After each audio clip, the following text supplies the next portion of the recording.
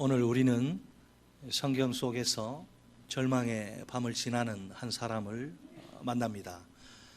그는 하나님을 경외하는 믿음의 사람입니다. 어느 날 그의 인생 가운데 고난이 불쑥 찾아옵니다. 경건한 하나님의 사람답게 그는 그 와중에 믿음으로 반응합니다. 하나님 앞에 나아가 간절히 부르짖어 기도합니다.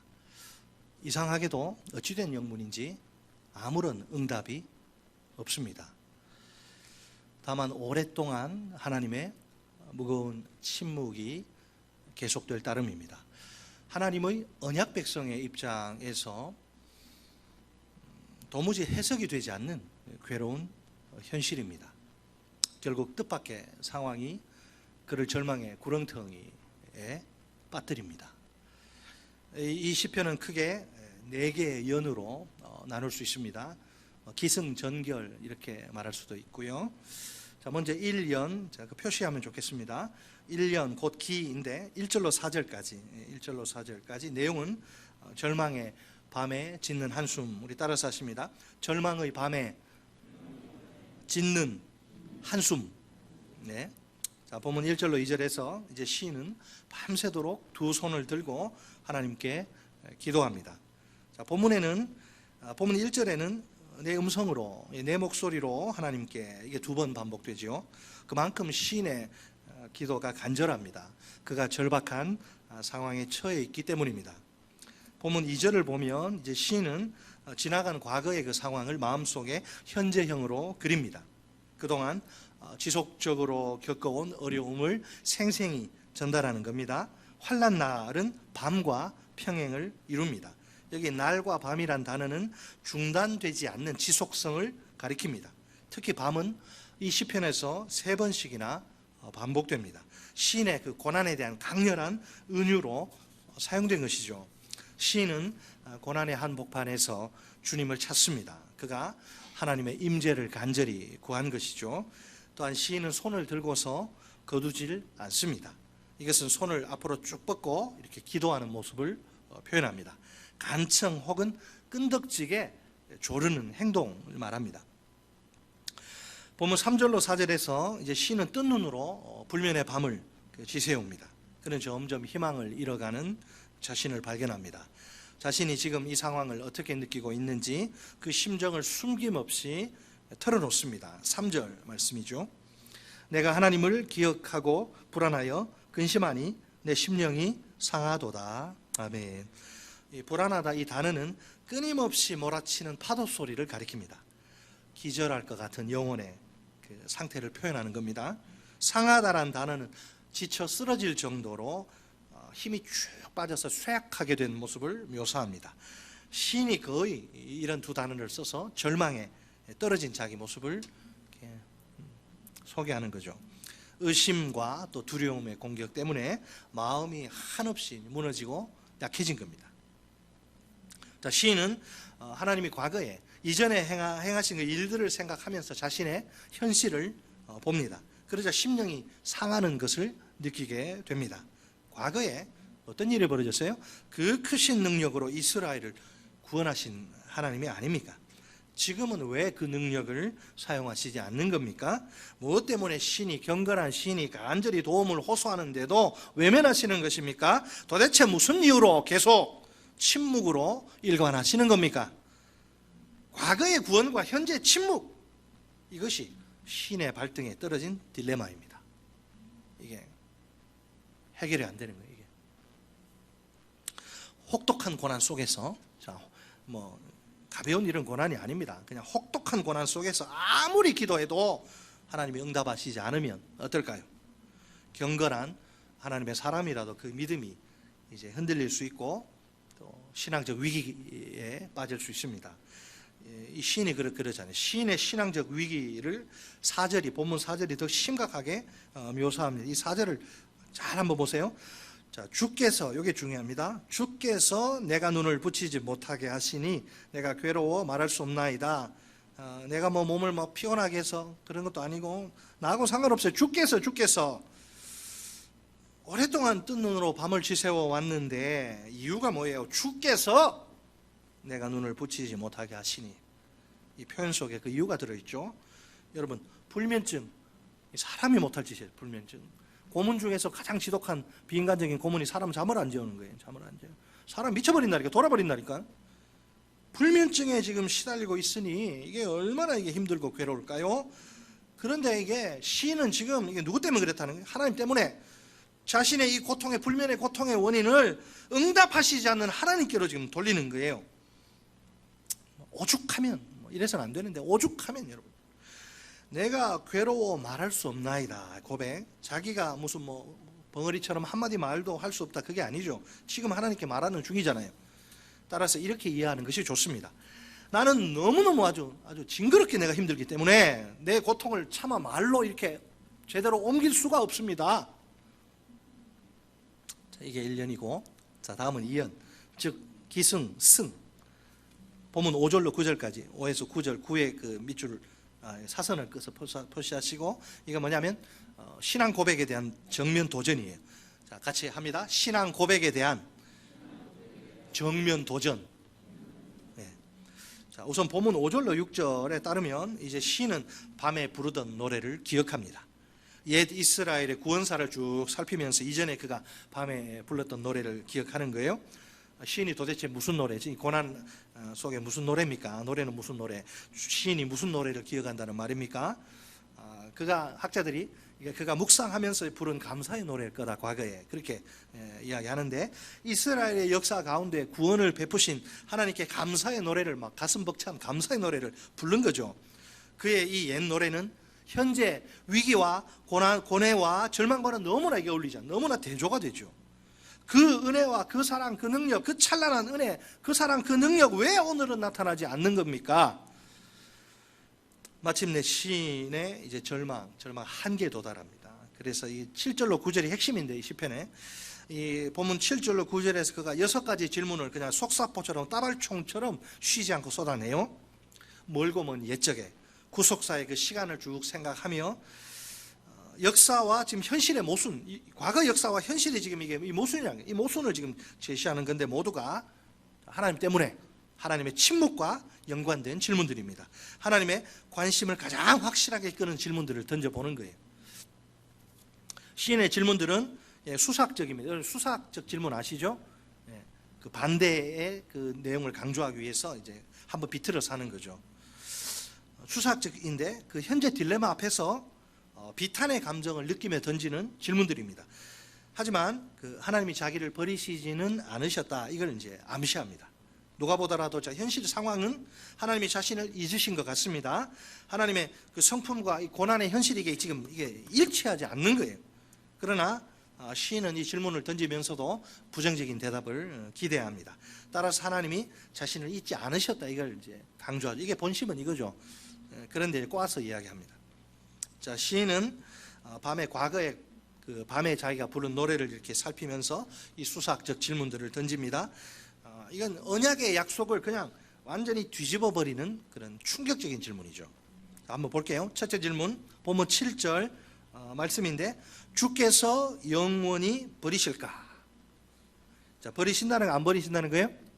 안 버린다는 걸 이 수사학적으로 강조하는 건데, 보시면 주께서 영원히 버리실까? 뭘 이야기하고 싶습니까? 자기가 지금 하나님께 그 상황을 보니까 버리지 않는데, 하나님 분명히 자기가 상황을 보니까 이게 지금 너무 이거 기가 막히거든. 하나님께 이게 버림받은 건 아닌가, 이 생각을 떨쳐버리기가 힘들다는 거예요. 당연히 하나님은 이제까지 한 번도 그를 버리신 적이 없습니다. 그죠? 그렇지만 문제는 아무리 그가 지금 기도해도 침묵으로 일관하시는 하나님. 시인이 염려하는 점은 도대체 하나님 왜 이러실까? 하나님이 그를 아주 영원히 버리신 것은 아닌가? 그렇게 그 생각을 하는 거예요. 물론 이 질문은 주께서 영원히 버리시지 않을 것임을 전제합니다. 누가 뭐라 해도 하나님은 자신의 백성을 결코 영원토록 버리시지 않기 때문입니다. 그죠? 예언자 이사야가 선포한 감동적인 그 말씀이 있지 않습니까? 이사야 49장 15절 말씀입니다. 여인이 어찌 그 젖먹는 자식을 잊겠으며 자기 태어난 아들을 긍휼히 여기지 않겠느냐? 그들은 혹시 잊을지라도 나는 너를 잊지 아니할 것이라. 아멘. 여러분, 정상적인 여인이 자기 태에서 난 자식 어떻게 불쌍히 안 여기겠어요? 그죠? 정상이면. 근데 혹시 만에 하나 그런 일이 발생할지라도 하나님은 우리를 그렇게 잊지 않는다. 둘째 질문, 역시 본문 7절인데 다시는 은혜를 베풀지 아니하실까? 자, 은혜를 베풀다, 이건 누구를 기뻐해서 그에게 자비를 베푸는 걸 뜻하는데, 하나님이 혹시 지금 내 상황을 보니까 나를 더 이상 기뻐하시지 않는 것 같아, 그 염려하는 질문이죠. 자, 이 질문에 대한 대답은 역시 반대로 해서 이제 강조하는 거니까, 자, 다른 시편에 보면 다른 시인들이 고백한 내용들이 있어요. 뭐 많지만 두 가지만 제가 말씀드리면, 시편 44편 3절 말씀입니다. 그들이 자기 칼로 땅을 얻어 차지함이 아니요 그들의 팔이 그들을 구원함도 아니라 오직 주의 오른손과 주의 팔과 주의 얼굴의 빛으로 하셨으니 주께서 그들을 기뻐하신 까닭이니이다. 아멘. 주께서 주의 백성 어떻게 하셔요? 기뻐하세요. 그래서 구원을 베푸신다. 자, 다음 시편 85편 1절 말씀도 있습니다. 여호와여, 주께서 주의 땅에 은혜를 베푸사 야곱의 포로된 자들이 돌아오게 하셨으며, 하실 것이 아니고 하셨으며, 여러분, 주님이 주의 땅, 사랑하는 주의 땅에 은혜를 베푸신 그 결과가 어떻게 나타나요? 현실에서 야곱의 그 포로된 자들 70년의 그 지긋지긋한 포로 생활 청산하고 본국으로 다 꿈에 그리던 고향으로 다 돌아오잖아요. 이게 하나님의 은혜. 그러니까 이 두 가지, 주님은 주의 백성이 어떤 처지 형편에 있더라도 미워하지 않고 어떻게 하신다? 기뻐하신다. 그리고 은혜를 베푸신다. 그러니까 이게 말이, 다시는 은혜를 얼마나 이게 고통스러우면 은혜 베풀지 아니하시고, 이게 말이 안 되는데, 은혜 베푼다 이거 강조하고 싶은데 지금 이렇게 이야기하겠습니까? 자, 신약 성경의 그럼 기록자들은 어떨까요? 마찬가지예요. 대표적인 증거 구절 딱 하나만 들려가면 저는 이 구절을 들고 싶습니다. 아주 이 구절이 자신만만하게 우리를 은혜의 자리로 초청을 해요. 히브리서 4장 16절, 여러분 잘 아시는 말씀. 그러므로 우리는 긍휼하심을 받고 때를 따라 돕는 은혜를 얻기 위하여 은혜의 보좌 앞에 담대히 나아갈 것이니라. 아멘. 주님의 보좌의 이름이 뭐예요? 은혜의 보좌. 나아가기만 하면 은혜를 받을 수 있다. 그러니까 너희들 마음껏 와라, 이거잖아요. 그죠? 여러분, 우리 하나님은 우리가 어떤 상황 처하든지 상관없어요. 우리의 현실하고 상관없이 초월해서 우리 하나님은 변함없이 지속적으로 늘 우리에게 은혜를 베푸시는 분이십니다. 왜? 우리를 항상 기뻐하시기 때문에. 여러분, 하나님이 우리 기뻐하시는 거 여러분 믿습니까? 하나님에게서, 그러니까 은혜가 메마르고 막 끊어지고 중단되고 이런 일 절대로 일어날 수 없습니다. 일어나지 않고요. 따라서 하나님의 백성이라면 누구든지 항상 그분의 은혜를 구할 수 있습니다. 하나님은 자기 백성인 우리의 기도를 꼭 들으시고 풍성한 은혜로 역사하십니다. 이 얼마나 감사한 일이란 말입니까? 그죠? 이처럼 하나님의 은혜가 계속 우리에게 공급되는 한, 쏟아지는 한, 우리 인생에 절망이란 있어요, 없어요? 절망이란 없습니다. 그렇죠? 하나님의 은혜가 뭐냐? 제가 생각해 봤는데, 이 은혜는 온 우주 최강의 파워, 능력입니다. 이 세상 모든 절망을 한 방에 퇴치할 수 있는 슈퍼 울트라 파워 말입니다. 그게 하나님의 은혜. 신앙생활에서 핵심은 은혜입니다. 우리 삶에 은혜가 넘쳐야 돼요. 은혜가 있어야지 내가 올바르게 신앙생활을 건강하게 할 수 있고, 어떤 고난 앞에서도 넘어지지 않습니다. 자, 셋째 질문과 넷째 질문, 본문 8절에 두 가지가 이렇게 나옵니다. 8절에 뭐죠? 그의 인자하심은 영원히 끝났는가? 그 다음에 그의 약속하심도 영구히 폐하였는가? 자, 시인은 지금 이게 말이 안 되는 거잖아요. 모순으로 가득 찬 질문에 하나님 좀 반응 좀 하십시오. 그렇죠? 자, 여기서 하나님의 인자하심과 그의 약속, 이게 평행을 두 가지가 이루는데, 사실 시인은 언약의 지금 핵심을 타격하는 거예요. 타격하는 중, 때리는 중이에요. 왜? 자, 인자하심은 이게 관계적인 용어인데, 언약적 faithfulness, 언약적 충성, 신실을 의미하는 거죠. 절대 언약 깨지 않고 언약의 의무를 성실하게 수행하는, 이게 인자하심. 다른 말로 하면 자기 백성에게 신실하신 하나님의 언약적 사랑, 헤세드를 뜻하는 거예요. 자기 백성이 아무리 불순종하고 아무리 언약의 의무를 짓밟고 그렇게 해도 하나님은 절대 변하지 않고 자기 백성에게 신실하신 사랑을 베푸시는, 그게 헤세드, 인자하심. 그러니까 이게 하나님의 속성인 그 셈이죠. 이 약속은 또 뭐예요? 약속은 하나님이 구원을 주시겠다고 이렇게 맡기신 신탁의 말씀을 가리키는데, 시인은 하나님이 그분의 약속, 신탁 주셨지 않습니까? 그분의 약속대로 지금 일하시지 않는다고 고발하는 거예요. 끝나다라는 동사, 그동안 그냥 쭉 이렇게 존재하던 것이 어느 날 갑자기 그냥 완전히 끝나버리는 걸 지금 묘사하는데, 그가 볼 때 그의 고난이 너무 긴 게 문제예요. 오랫동안 내가 버티고 믿음으로 버티고 인내하지만 도무지 희망이라고 눈꽃만큼도 보이질 않는 거라. 환장하는 거죠, 완전히. 자, 그러니까 현실은 지금 하나님의 인자하심, 알죠. 당연히 알죠. 하나님의 인자하심이 근데 자기에게 끝난 것처럼 보인다. 하나님의 약속 알죠. 근데 다 그냥 무너지고 망가진 것처럼 보이는 거예요. 혹시 하나님이 정말 시인을 영원히 버리신 건 아닐까요? 하나님이 더 이상 시인을 기뻐하시지 않는 게 아닐까요? 자, 여러분, 그렇다 해도 시인은 이 수사학적 질문에 부정적인 대답을 기대합니다. 그는 하나님이 자신을 영원히 버리시지 않고 은혜를 베푸실 줄 압니다. 그가 처한 현실이 최악이라 할지라도 하나님의 언약은 끝난 것이 아닙니다. 이제는 하나님이 그렇다면 하나님의 언약의 당사자로서 자신의 의무를 수행하실 때가 찬 거란 말이에요. 자, 다섯째 질문과 여섯째 질문 9절인데 9절 보세요. 하나님이 그가 베푸실 은혜를 잊으셨는가? 그 다음에 노하심으로 그가 베푸실 긍휼을 그치셨는가? 여러분, 성경에서 기억과 망각, 이거는 단순히 그냥 뇌 인지작용을 말하는 게 아니에요. 잊는다, 이건 그냥 단지 무슨 심리적으로 의식에서 생각이 떠내려 가버리는 그런 거 아니에요. 또는 기억을 잠깐 동안 혹은 영원히 하지 못하는 거, 그거 아닙니다. 지금 하나님의 망각, 기억과 망각인데, 하나님의 망각은 그분의 기억 상실증을 말하는 것이 아닙니다. 하나님이 의도적으로 내 이제 은혜 안 베풀 거야, 은혜를 베푸시지 않기로 작정하신 것을 가리키는 거예요. 자, 무엇보다 은혜와 긍휼은 하나님의 중요한 속성입니다. 그죠? 은혜라는 당사는 지금 이 단어는요, 주로 개인적인 관계에서 나타나는 은총을 말합니다. 예를 들면 상대방을 그냥 잘 받아주거나 친절하게 대하는 것이죠. 또한 상대방을 특별하게 불쌍히 여기거나 또 자비 관용을 베푸는 거예요. 특히 관용을 베푼다 할 때는 법이나 관습 초월합니다. 따라서 시인은 지금 하나님이 자기를 불쌍히 여기는 것조차 잊으셨다고 고발합니다.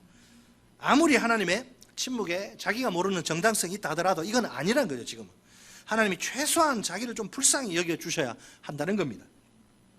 하나님의 진노는 어떻습니까? 하나님도 화를 내시죠. 하나님이 화가 나셔서 이제 시인에게 은혜를 더 이상 베푸시지 않기로 작정하셨다 칩시다.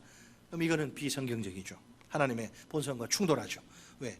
긍휼이야말로 하나님의 기본적인 본성이기 때문입니다. 이 긍휼은 히브리어가 모태, 여러분 어머니 배 모태와 동일한 어근을 가지고 있어요. 자연적이고도 혈연적인 그 연대성에 지금 기초를 둔 셈이죠. 어머니와 자식 혹은 아버지와 자식을 생각하면 됩니다. 그러니까 결코 포기할 수 없는 연민, 헌신, 사랑을 의미하는 거죠. 예를 들면 시편 103편 13절 말씀입니다. 아버지가 자식을 긍휼히 여김같이 여호와께서는 자기를 경외하는 자를 긍휼히 여기시나니. 아멘. 그러므로 성경의 저자들이 공통적으로 고백하기를 우리 하나님은 자비로운 분이시다, 이렇게 고백을 해요. 표현이 좀 이상한 것 같지만 하나님은 자신의 긍휼을 막으실 수 없는 분이십니다. 하나님은 자신의 본성상 은혜와 긍휼을 계속 창고 대방출하듯이 이렇게 방출하실 수밖에 없습니다. 그럼에도 불구하고 시인은 그가 베푸실 긍휼을 그치셨는가, 이런 질문을 던지죠. 그가 처한 그 고난의 현실이 그만큼 견디기 힘들기 때문입니다. 자, 다음은 3년 기승전, 결 중에 전인데 10절로 15절까지, 15절에 맨 뒤에 그 사선을 끄시면 되죠. 이 내용이 뭐냐? 구원의 대낮에 이루어진 기적들. 따라서 하십니다. 구원의 대낮에 이루어진 기적들. 신앙 고백 정면 공격을 하고, 그 다음에 이제 구원의 대낮, 한낮에 이루어진 그 기적들. 자, 시인이 이제 절망의 늪에서 벗어날 방법으로 생각해낸 것은 무엇입니까? 과거에 하나님이 자신의 백성들을 위해서 하신 그 위대한 일을 묵상하는 것이죠. 그래서 시인은 다시 과거로 이제 돌아갑니다. 본문 10절로 12절에서 시인이 특별히 뭘 하려고 합니까? 주님의 행적을 기억하려고 하는데, 전통적인 해석은 이 부분을 시인의 독백으로 봐요. 자, 놀랍게도 본문 10절에서부터 이 분위기가 완전히 바뀝니다. 이 시편의 주제가 전환이 되는데, 시인이 절망적인 탄식의 자리에서 믿음의 자리로 이제 돌아가는 거예요. 그래서 이 10절은 사실 번역이 좀 애매한데, 이 나의 잘못, 이것 때문에 좀 헷갈리는데, 히브리어 성경 본문이 이렇게 되어 있습니다. 나는 10절 이야기하는 거예요. 나는 지존자께서 그 오른손으로 일하시던 때, 그때를 사모합니다. 나는 지존자께서 과거에 그 오른손 능력의 팔로 일하시던, 역사하시던 그 위대한 시기, 그때를 내가 그리워하고 사모합니다. 그 오른손이 임하면 다 끝나거든. 지금 이 모든 문제가 다 해결되는데, 그 오른손이 지금, 과거에는 그게 있었는데 왜 없냐 지금은. 자, 본문 11절에서는 이제 내가 기억하다, 이 표현 2번 반복되죠. 그죠?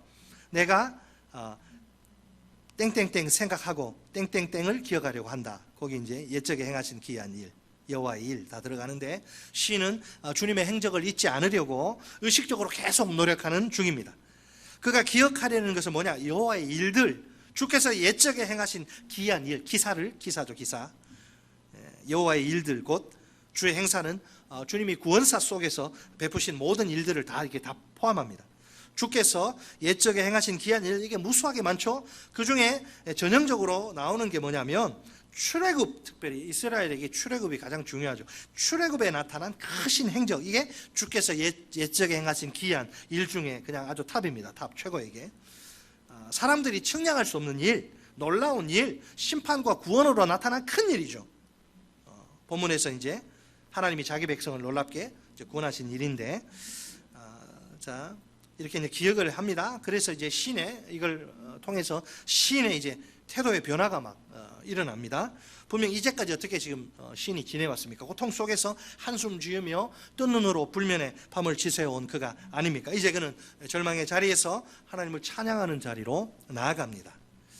자, 여러분, 자, 질문. 자, 이런 급격한 변화가 그에게서 일어난 이유가 뭐죠? 단 하나. 시인이 과거에 하나님이 행하신 위대한 일을 기억했기 때문입니다.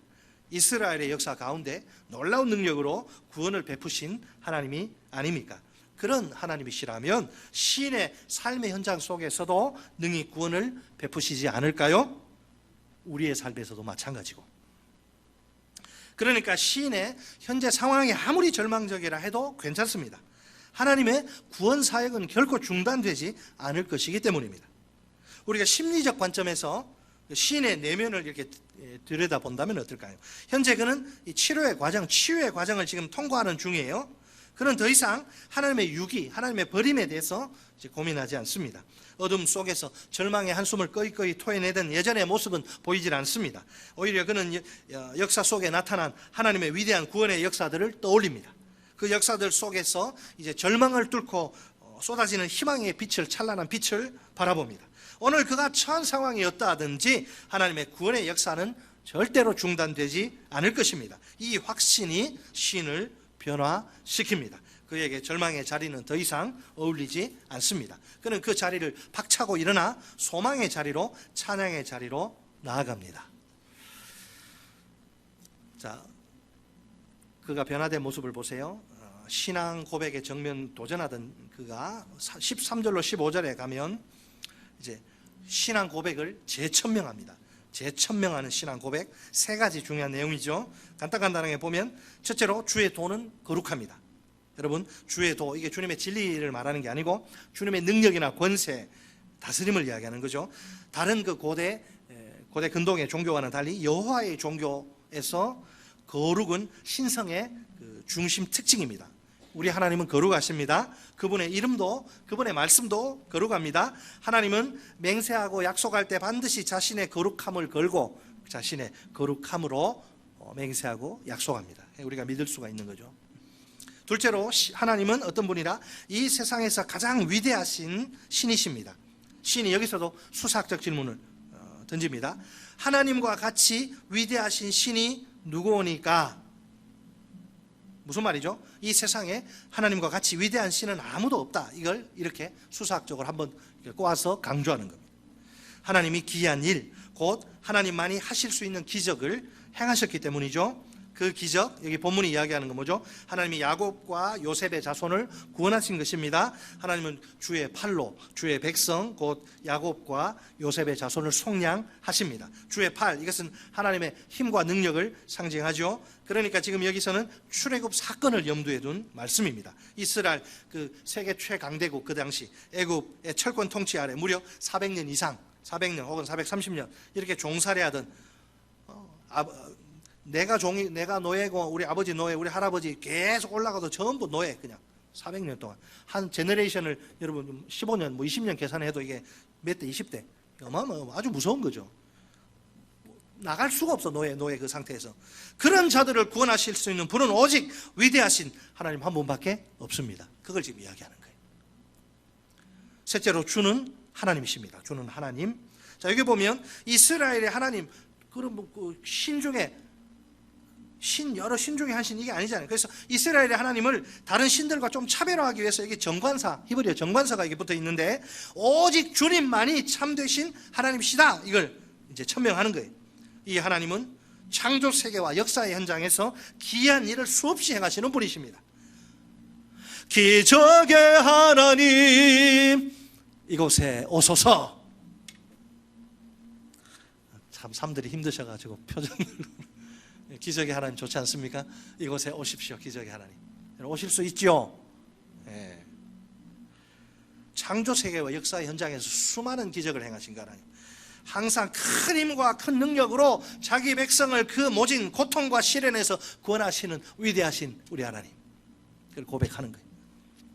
자, 마지막 사연, 기승전 결 16절로 20절까지 이 내용은 뭐냐면 바다에 만든 주님의 발자취. 따라서 하십니다. 바다에 만든 주님의 발자취. 바다에 주님이 흔적을 일하신 그 임재의 흔적을 남기셨다는 거죠. 본문 16절을 보면 이제 출애굽, 다시 시는 출애굽의 현장으로 이제 되돌아갑니다. 물론 이게 무슨 감상적인 그런 여행은 아니고 희망과 용기를 좀 새롭게 하는 그런 특별한 여행입니다. 자, 시는 출애굽 사건을 통해 하나님의 그 위대하심과 위엄을 생각합니다. 하나님의 위대하심과 위엄, 원래 여러분 세상을 창조하실 때 그 태고의 혼돈의 그 물을 정복하신 하나님이 아닙니까? 바로 그 하나님이 출애굽 때도 이제 홍해의 물을 정복하십니다. 시는 물을 이게 사람처럼 의인화해서 마치 홍해의 물이 주님을 직접 만나고 막 기절초풍하는 것처럼 이렇게 묘사를 하는데, 홍해의 큰 물이 거룩한 우리 주님의 영광의 임재 앞에서 압도되어서 벌벌벌 떠는 거예요. 두려워하는 거예요. 두려워하다, 이건 기본적으로 이 단어는 해산의 고통을 뜻하는데, 물들이 그냥 주님 보고 그냥 영광의 주님 압도되어서 해산의 고통을 막 그냥 몸 내장이 그냥 다 끊어지는 그 고통을 느낀다는 거죠. 자, 물들이 이게 그러니까 물들이 단순히 그냥 막 사납게 소용돌이 치는 정도가 아니고 막 꺼이꺼이 울면서 그냥 괴로워 몸부림친다는 거예요. 왜? 하나님의 영광의 하나님의 그 임재 앞에 하나님이 친히 전차를 타고 오시기 때문이죠. 하나님이 폭풍 가운데 임재하시기 때문입니다. 그 결과 바다와 강에 대한 주님의 분노가 폭발하고 쏟아집니다. 이것은 이게 물은 다 혼돈의 세력, 그 흑암의 세력이죠. 하나님의 백성들을 괴롭히는 원수들에 대한 분노입니다. 여러분, 하나님은 두려움, 아주 무서운 분입니다. 지금은 이 땅에 보세요. 악인들이 큰 소리치고 얼마나 못되게 굽니까? 그 악인들, 하나님의 백성들을 괴롭히고 그 악인들은 산산이 부서질 거예요. 하나님이 가만히 냅두지 않습니다. 출애굽이 이것만이 아니고 하나님을 두려워하지 않으니까 건방지게 하나님 앞에서 가소롭게 우리 하나님 앞에 다 허리가 꺾이고 다 망할 겁니다. 자, 보면 17절에 따르면 하나님이 폭풍의 신, 하나님이 폭풍의 신으로서 친히 이 땅에 역사 가운데 임재하시는, 강림하시는데 하늘이 어떤 현상이 벌어져요? 막 천둥과 번개가 치고 비와 폭풍이 막 몰려오는데, 구름이 물을 쏟았다, 물이 홍수처럼 막 쏟아지는 넘치는 것이고, 궁창이 소리를 낸다, 하늘에서 우르르 쾅쾅 천둥 소리가 막 때리는, 그리고 주의 화살, 이 번개를 번쩍번쩍하는 번개를 가리키는 시적 표현이에요. 하나님의 임재, 영광의 임재가 이렇게 놀라운 것을 이야기하는 거죠. 출애굽 때 그 이야기를 하는 겁니다. 자, 그런데 19절에 가면 주의 길이 바다에 있으면, 여러분 길이 바다에 어떻게 있습니까? 이거 말이 안 되는 거죠. 주의 길이 바다에 있대 뭔 말이에요? 출애굽 때 하나님이 홍해를 이렇게 반으로 갈르시고 바다에 그냥 길을 만드신 걸 가리킵니다. 하지만 이상하게도 하나님이 지나갔는데 하나님은 발자국을 남기시지 않습니다. 거룩하신 하나님은 보이지 않게 임재하신다. 하나님의 임재는요, 우리가 다 알 수 없습니다. 그 자체가 신비해요. 하나님이 언제 임재하고 언제까지는 부재하느냐, 그건 하나님이 결정하는 거예요. 내가 막 원한다고 되는 게 아닙니다. 이거는 하나님은 그 시간과 방법은 그 하나님 알아서 하는 게, 우리가 그걸 뭐 영향을 끼칠 수 없어요. 아무리 고통스럽고 괴로워도 다 때가 있는 거예요. 하나님은 바다를 통과하시고 백성을 인도하실 때 분명히 임재하십니다. 그러나 그분은 눈에 보이시지 않아요. 아무도 보지 못합니다. 나타나시지도 않습니다. 이렇게 이야기하는 거죠, 시인이. 자, 20절을 보면 그 하나님의 임재 인도의 결과, 20절, 하나님은 자기 종들을 통해서 주의 백성의 길을 인도하십니다. 여러분, 언약이라고 하는 것은 두 당사자가 이제 목숨을 걸고, 그래서 새를 이제 죽여가지고 새 시체를 놓고 그 위를 통과하는 거, 하나님은 불로 그냥 지나가고 그 언약의 당 아브라함은 그냥 지나가잖아요. 뭐냐면 이 언약을 체결하는 순간 여기서 쌍방 의무가 발생하는데, 어느 편이라도 그 의무를 만약에 깬다 그러면 이 몸이 쪼개져서 지금 죽은 이 새처럼 언약적 저주로 죽임당한다는 그 서약이거든요. 자, 그 하나님의 그럼 의무가 뭐냐? 종주와 그 주인과 노예 이렇게 생각하면 하나님의 의무는 자기 백성, 언약 백성을 지키고 보호하고 먹을 것, 마실 것, 입을 것 공급하고 인도하는 거고, 그러면 하나님의 백성의 의무는 그분만을 사랑하고 섬기고 그분께만 순종하는 거죠. 서로 의무를 잘 해야 되는, 그래야 언약이 유지가 돼, 깨지지 않고. 자, 자기 종들을 통해서 주의 백성의 길을 인도하시는데, 이때 하나님은 자기 백성들에게 온전한 순종을 요구하십니다. 백성들은 모든 상황 속에서 하나님을 온전히 신뢰하고 따라야 합니다. 뭐 그냥 좋을 때, 편할 때만 따르고 좀 막 고난 당하고 그냥, 그게 아니고 모든 상황 속에서 하나님의 그 언약의 주 되신 하나님이 언약의 의무를 성실하게 지키니까, 우리를 인도하고 끝까지 데려가시니까 하나님을 온전히 신뢰하고 따라야 합니다. 물론 하나님에 대해서 많은 의문들이 있고 하지만 그냥 따르는 거예요. 신뢰하고. 특별히 그들은 반드시 하나님의 영적 질서에 순종해야 합니다. 이 질서를 모르는 사람들이 교회 안에 있어요. 하나님이 세운 영적 질서가 뭐냐? 직접 사람 없이도 일하지만 하나님은 그렇죠. 하나님은 종들을, 자기가 택한 종들을 세우셔서 그 종들을 통해서 인도하세요. 그게 하나님의 질서입니다. 친히 세우신 종들을 통해서 인도하시는 영적 질서에 순종해야 돼요. 하나님의 발자취가 전혀 보이지 않는 상황이라도 문제는 없습니다. 여전히 하나님은 자기 백성 가운데 그 신비로 임재하시기 때문이죠. 그들은 하나님의 임재 안에서 항상 안전합니다. 우리가 왜 안전합니까? 하나님의 임재 속에 있기 때문에. 믿습니까? 자, 제가 굉장히 이 시편을 굉장히 긴 시간 지금 이 본문을 끌고 왔는데, 지금 이제 하고 싶은 이야기가 여기 있기 때문에 그래요.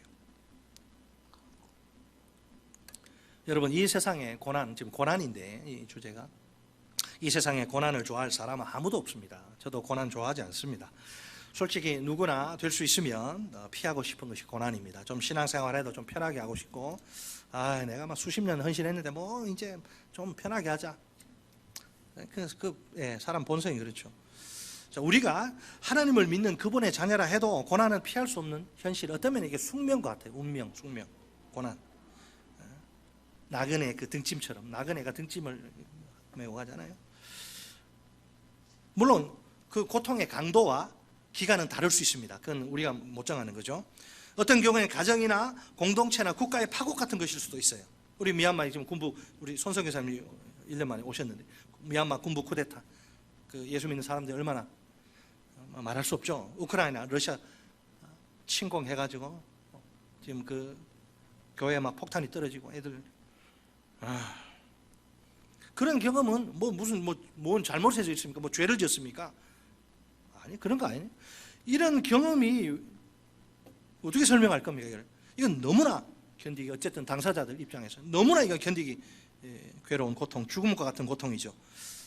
만약 하나님이 그런데 그 필요해, 그래서 막 하나님 앞에 기도하고 하나님 도움, 하나님이 안 도와주시면 누가? 그래서 막 하는데 하나님이 그들의 필요에 반응하시지 않는다, 이러면 어떨까요? 하나님이 더 이상 돌보시지 않는 것 같은 경우 말입니다. 아무리 하나님께 기도해도 소용이 없어. 하나님의 반응은 그냥 너희들끼리 그냥 알아서 해라, 마치 이러시는 것처럼 뭐 그럴 일은 없지만 하나님의 반응은 오직 계속되는 침묵뿐입니다. 그런 경우라면 고통을 넘어서 이제 한계 상황에 도달하기 쉽겠죠. 그 다음 단계는 절망입니다. 다 내려놓는 거죠. 자, 그러나 우리는, 자, 요게 중요합니다. 우리는 오늘 본문을 통해서 과연 믿음으로 산다는 게, 예수를 따른다는 게 뭐냐, 그게 믿음의 삶의 실체가 무엇인지를 중요한 포인트를 우리가 발견해요. 여러분, 믿음의 삶이란 건요, 하나님의 임재뿐만이 아니라 그분의 부재까지도 다 포함해요. 굉장히 신학적으로 중요한 이야기였습니다. 믿음의 삶이 뭐예요? 하나님의 임재, 그 좋은 임재뿐만 아니라 고통스러운 부재까지도 다 끌어안는 게 그게 믿음의 삶입니다. 우리는 착각들을 합니다, 많이. 하나님의 왜? 하나님의 임재, 축복이 얼마나 좋습니까? 그분의 은혜와 사랑과 능력을 마음껏 누리는 삶이니까 말입니다. 기도하면 제깍제깍 응답이 되고 막 아무리 힘들어도 그냥 하나님이 막 팍팍 도와주시고, 반면에 하나님의 부재, 정반대입니다. 하나님의 부재의 고통, 오늘 신의 고통 보세요. 하나님의 부재의 고통은 얼마나 견디기 힘듭니까?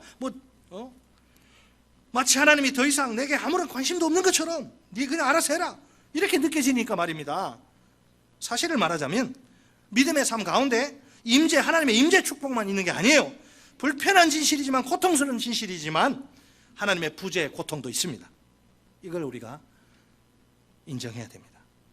물론 하나님의 부재의 고통 속에서 내가 탄식과 불평 쏟아낼 수 있습니다.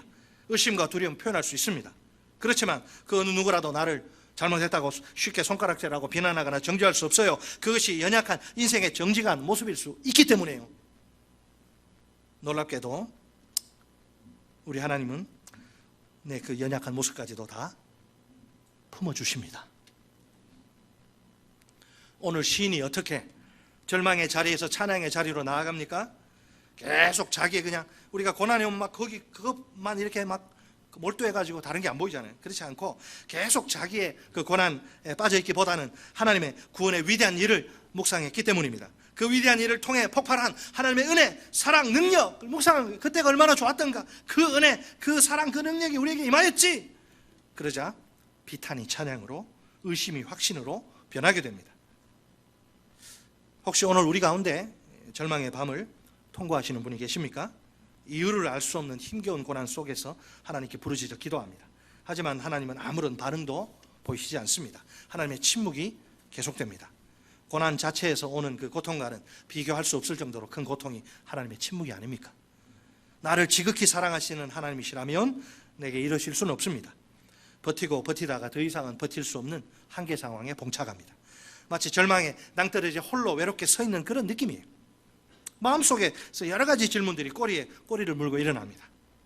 주께서 나를 영원히 버리시는 것일까? 주님이 다시는 내게 은혜를 베푸시지 않을까? 그분의 한결같은 사랑도 이제는 다 메말라 버린 것일까? 하나님의 약속도 이제는 영원히 끝나버린 것일까? 하나님이 내게 은혜 베푸시는 일을 잊으신 것일까? 그분의 노여움이 긍휼을 막아버린 것일까? 우리는 대답을 다 알고 있습니다. 이 모든 질문들에 대한 대답은 확실하게 no, 아니요입니다. 그렇죠? 주님은 결코 나를 영원히 버리시지 않습니다. 긍휼이 풍성하신 하나님은 내게 계속 은혜를 베푸십니다. 나를 향한 하나님의 변함없는 한결같은 그 사랑은 지금도 펑펑 솟아나는 중입니다. 신실하신 하나님은 한 번 약속하신 것은 무슨 일이 있어도 틀림없이 지키십니다. 사랑의 하나님은 언제나 내게 은혜 베푸시기를 기뻐하십니다. 하나님의 진노가 아무리 강해도 그분의 긍휼을 막을 수는 없습니다. 그 어떤 극심한 고난이 우리 인생 가운데 찾아온다 할지라도 괜찮습니다. 하나님의 침묵이 길어져 소망의 빛이 다 꺼져가는 것 같아도 두렵지 않습니다. 우리가 하나님의 구원의 위대한 일에 집중하면 됩니다. 하나님의 은혜와 그 속에 들어있는 하나님의 은혜와 사랑과 능력을 묵상하면 됩니다. 그럴 때 하늘의 위로를 맛볼 수 있습니다. 절망의 자리를 박차고 일어나 견고한 확신 위에 이렇게 설 수 있습니다. 한 걸음 더 나아가 우리를 향한 하나님의 사랑이 아직 끝나지 않았음을 깨닫게 될 것입니다. 이 세상 그 어떤 것도 하나님의 사랑에서 우리를 절대로 끊을 수 없기 때문입니다. 죽음조차도 우리를 하나님과 갈라놓을 수 없어요. 죽으면 끝나는, 죽으면 우리는 영생의 단계로 들어가죠. 여러분, 시인이 출애굽이라는 이스라엘 역사상 가장 위대한 구원의 행동을 묵상하지 않습니까? 우리 그리스도인들은 그 구원과 비교할 수 없는 최고의 구원을 기억해야 합니다. 예수 그리스도의 십자가 죽음과 부활로 말미암아 주어진 perfect salvation, 완벽한 구원을 말입니다. 우리가 그 구원 속에서 찬란히 빛나는 하나님의 은혜와 사랑과 능력을 맛보아야 합니다. 사랑하는 성도 여러분, 참으로 힘들고 어려운 인생살이 있지만 우리 다 같이 힘을 좀 냅시다. 그 어떤 혹독한 고난이 닥친다 할지라도 나는 변함없는 하나님의 새 언약 백성입니다. 십자가의 구원이야말로 나를 향한 하나님의 신비요, 하나님의 최선입니다.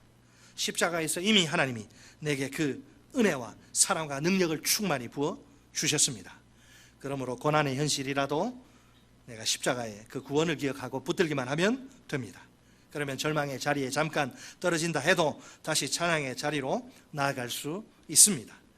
이것이 절망의 밤을 지날 때 내가 반드시 승리할 수 있는 비결이자 지혜입니다. 마지막으로 우리 다 함께 이렇게 외쳐볼까요?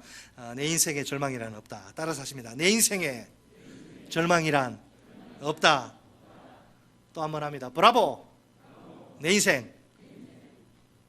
한 번 더 합시다. 자, 내 인생에 절망이란 없다. 브라보. 내 인생. Your life.